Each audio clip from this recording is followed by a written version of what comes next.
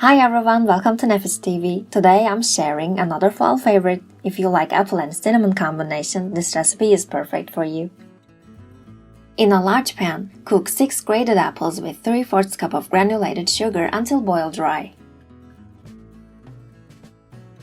Turn the stove off, stir in half a cup of crushed walnuts and 1 teaspoon of cinnamon.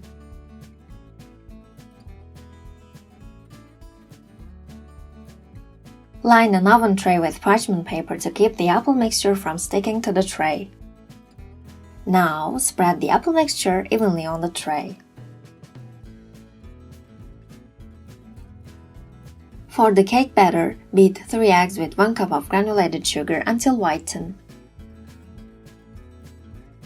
Add in 120 ml of fresh milk, 2 teaspoons of vanilla sugar, 2 teaspoons of baking powder, and 1 1/4 cup of flour. Then whisk thoroughly. Pour the cake batter over the apple filling. Bake for about 20 minutes in a preheated oven at 175 degrees. Cover the cake with another layer of parchment paper and flip it upside down. Peel the top layer of parchment paper off and roll the cake while it's still warm.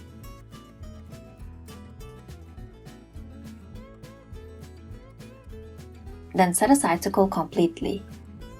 Sift some icing sugar on top before serving. Hope you enjoy!